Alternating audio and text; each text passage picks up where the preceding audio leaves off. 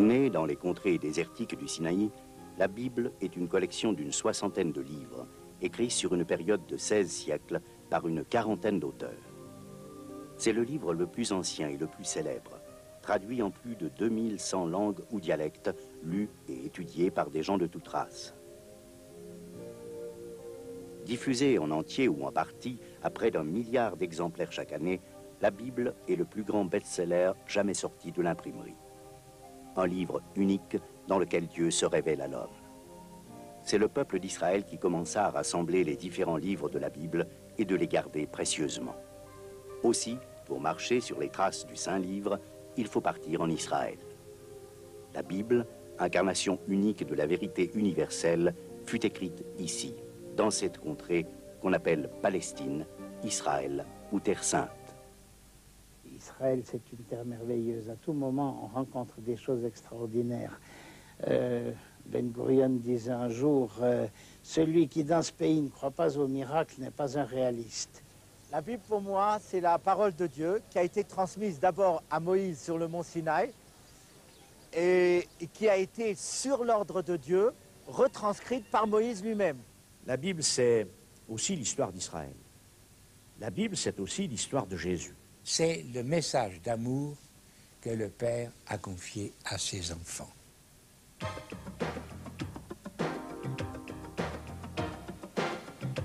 Aujourd'hui, tel un phénix renaissant des cendres, Israël émerge de 2000 ans d'exil et de destruction. Il n'existe aucun autre pays au monde aussi varié et riche en contrastes que le minuscule pays d'Israël. On peut admirer des monuments qui sont parmi les plus beaux de l'histoire. Ruines ravagées par le temps, forteresses magnifiques édifiées par des empereurs et des rois, champs de bataille où se joua le sort des nations.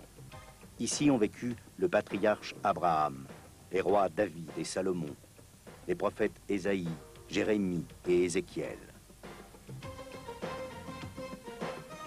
C'est ici, en Galilée, que Jésus a enseigné, nourri la foule, choisi les disciples, fait des miracles et annoncé le royaume de Dieu. Israël est un pays où l'on peut inverser la marche du temps et contempler le passé. Voici la série Israël et la Bible. Un passionnant voyage aux sources de la civilisation judéo-chrétienne.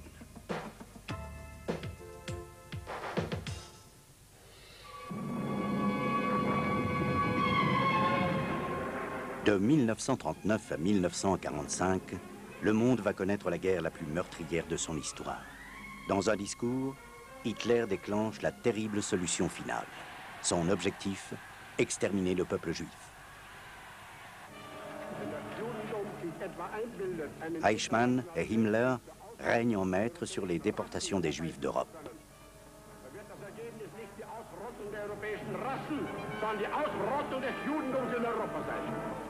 La technique de la mort industrielle, les chambres à gaz, les fours crématoires, tout cela est méthodiquement mis au point et fonctionne d'Auschwitz à Mauthausen en passant par Bergen-Belsen ou Treblinka. Mai 1945, les armées alliées libèrent les camps. Le monde entier découvre alors l'immensité de l'horreur qui était au bout des sinistres convois. Le bilan des victimes se passe de tout commentaire. 1 million d'enfants, 5 millions d'adultes. Les 3/4 des Juifs d'Europe sont exterminés. Le tiers de la population juive dans le monde.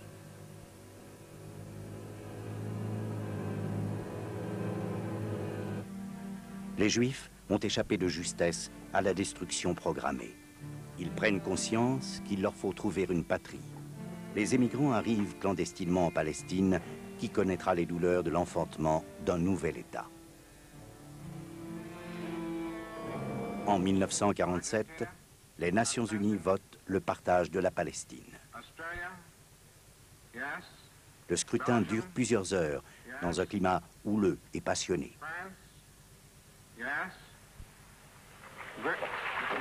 Et finalement, le 29 novembre 1947, ce plan historique est adopté à une voix près, à la majorité requise des 2/3, avec l'appui de la France, des États-Unis et de l'Union soviétique.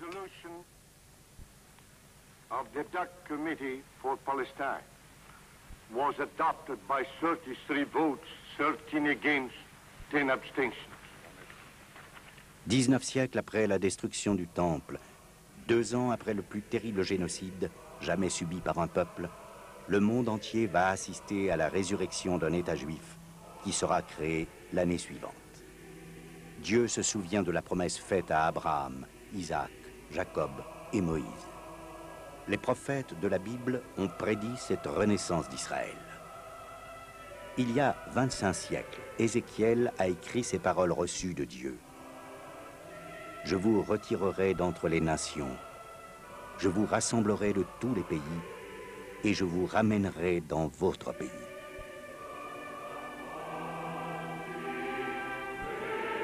Le peuple de la Bible, choisi par Dieu, renaît des cendres et, après des siècles de dispersion, retrouve sa terre promise et sa langue, morte pendant 20 siècles.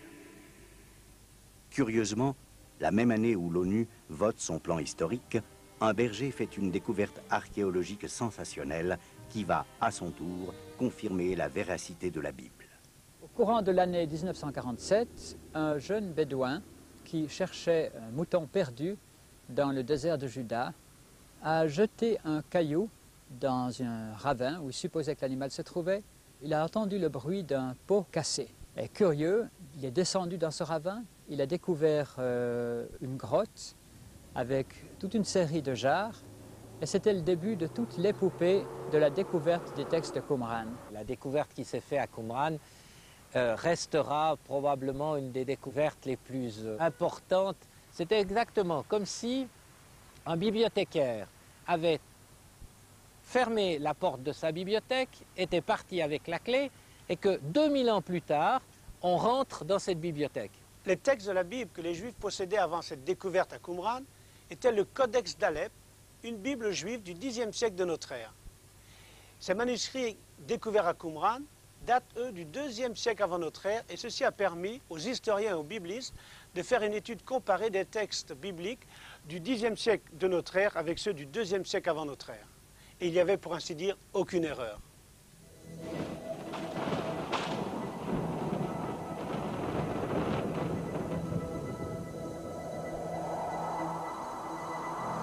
C'est dans le désert du Sinaï que Moïse reçoit de Dieu les tables de la loi. En même temps, Dieu lui donne cet ordre.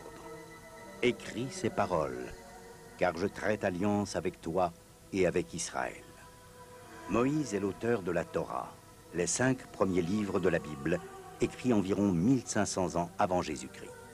D'autres livres de l'Ancien Testament seront écrits également en hébreu sur une période de 11 siècles.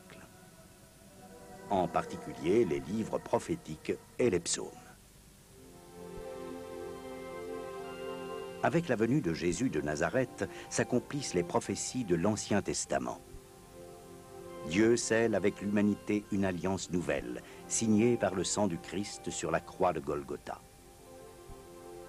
Durant le 1er siècle de notre ère, plusieurs auteurs rédigent en grec les évangiles et les épîtres du Nouveau Testament. Environ 100 ans après la naissance du Christ, tous les livres de la Bible sont déjà écrits. Désormais, ils vont circuler sous forme de manuscrits.